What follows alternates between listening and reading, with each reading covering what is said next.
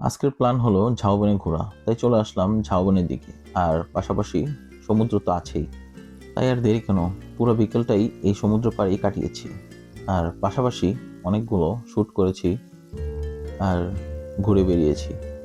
আর সাথে যদি প্রিয় মানুষটা থাকে তাহলে তো পুরো দিনটাই অনেক ভালো কাটে। আপনারা হয়তো ভাবতে পারেন যে কোনো ফটোগ্রাফারকে ভাড়া করে আমরা শ্যুট করছিলাম বা ভিডিও নিচ্ছিলাম, তবে আপনার ধারণা ভুল। শুধু শুধু টাকা নষ্ট করে আর তাদের সাথে গ্যাঞ্জাম করে কেনই বা ছবি তুলব? তাই নিজেরাই কোনো একভাবে ব্যবস্থা করে নিলাম। সমুদ্র সৈকতটা আসলেই খুবই সুন্দর, যদি সামনাসামনি না দেখা যায়। ছোটবেলায় অনেক দৌড়াদৌড়ি করেছি, তাই বড় হয়েও আবার একটু দৌড়াদৌড়ি করলাম। আমি মনে করি শত ব্যস্ততার মাঝেও নিজেকে একটু সময় দেওয়া দরকার, তাহলে মাইন্ড ফ্রেশ হয়।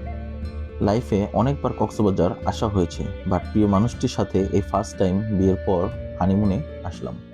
লাইফের বেস্ট মোমেন্টগুলো ছিল এই দিনগুলো। বিকালটা সমুদ্রের পাড়ে ঘোরাঘুরি করছিলাম আর এই বিশাল সমুদ্রের ঢেউগুলো দেখছিলাম। আর এই হাঁটতে হাঁটতে সমুদ্রের পাড়ে একটা গানের লাইন মনে পড়ে গেল। বলেন তো, গানটার নাম কি? সমুদ্র আমার বরাবরই খুবই একটা প্রিয় জায়গা, যেখানে এক পাশে সমুদ্র আর আরেক পাশে বালি।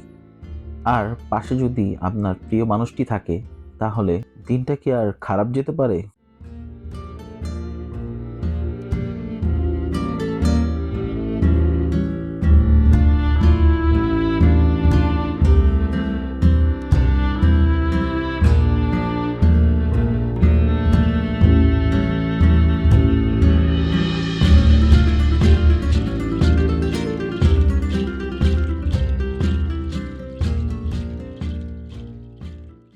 প্রায় সন্ধ্যা হয়ে গেছে।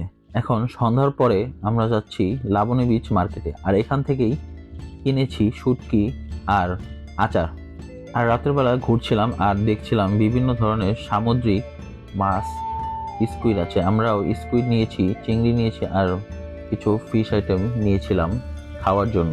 এগুলা তেলে ভেজে বা বারবিকিউ করে দেওয়া হয়। আর পাশাপাশি একটা মামার দোকানে জুস দেখছিলাম, যে কারেন্ট ছাড়া মামা হ্যান্ডেল ঘুরিয়ে ঘুরিয়ে জুস বানাচ্ছিল। আর এই জুসগুলো আসলে খুবই মজা ছিল। একটা পেঁপের জুস নিয়েছিলাম, আরেকটা হচ্ছে অরেঞ্জ জুস। বাট আমি অরেঞ্জ জুসটা আরেকবার নিই, অনেক মজা ছিল এই অরেঞ্জ জুসটা। মামার দোকানটা ছোট হলেও মামার জুসটা খুবই মজার ছিল। পরে রাতের বেলা এই রেস্টুরেন্টে চলে আসি, আর এই রেস্টুরেন্টেই হচ্ছে আমাদের হোটেলের একটা নিজস্ব রেস্টুরেন্ট। আর এই রেস্টুরেন্টে সন্ধ্যার পরেই বারবিকিউ পার্টি করা হয়ে থাকে। বিভিন্ন রকমের সি ফুড বা গ্রিল বা এনিথিং বারবিকিউ যে আইটেমগুলো হয়ে থাকে, তা সবই এই রেস্টুরেন্টে হয়ে থাকে। আর এই প্লেসটা খুবই একটা ফেমাস একটা প্লেস। এখানে ব্যাকগ্রাউন্ডে মিউজিক হচ্ছে একটা ডিঙ্গি নৌকায়। যারা এই হোটেলে থাকে তারাই একমাত্র এই বারবিকিউ বা এই রেস্টুরেন্টটাতে অংশগ্রহণ বা খেতে পারে। বাট কিছু মানুষ আদার্স, অন্য সাইডের মানুষগুলো এসেছিল। পরবর্তীতে এটা শুধুমাত্র যারা এই হোটেলে রয়েছে তাদের জন্যই ফিক্স করা হয়েছে। হোটেলটা যেমন সুন্দর, ঠিক তেমনি তার রেস্টুরেন্টটাও অনেক সুন্দর। আমাদেরও খিদা লেগে গেছিল, তাই আমরাও বারবিকিউ নিয়েছিলাম।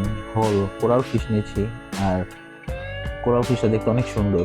পাশাপাশি পরোটা ছিল অনেক মজার, পরোটা মোটা মোটা আর অনেক সুস্বাদু। আর টার্কিশ চিকেন নিয়েছিলাম, যা খুবই ডিফারেন্ট একটা ফ্লেভার লেগেছে।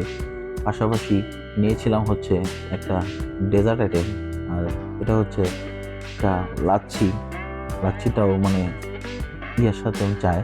তারপরে একটা পুডিং আর আরেকটা ফিন্নি টাইপেরই, এটা অনেক মজার ছিল, যা খুবই ওভারঅল সব দিক থেকে পারফেক্ট ছিল।